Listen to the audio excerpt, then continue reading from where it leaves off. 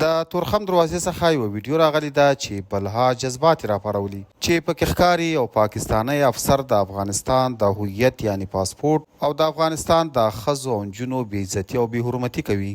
قدرمنو دوستانو، په سوشل میډیا دغه ویډیو خپره شوې ده چې پکې ښکاري یو پاکستانی افسر دی د تورخم امیګریشن چیک پوینټ کې له افغان نجونو او ښځو څخه ویډیو جوړوي او په دغه ویډیو کې د دغو افغان نجونو او ښځو مخونه هم ښکاري او په دغه ویډیو کې ښکاري چې دغه امیګریشن افسر د افغاني ښځو او نجونو د پاسپورټونو د چک کولو څخه وروسته هغه له کړکۍ څخه د باندې ورغورځوي او اخوا یې ورچوي. قدرمنو دوستانو، په دغه ویډیو کې دوه پوینټونه ښکاري.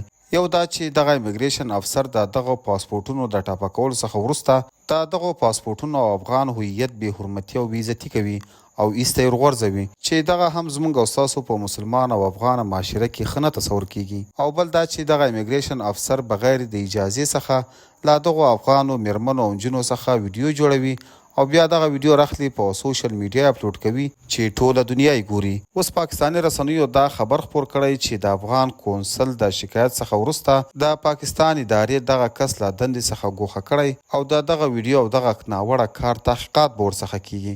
ملګرو، تاسو یې په اړه څه نظر لرئ؟ خپل نظر مو راسره په کمنټ کې خامخا شریک کړئ.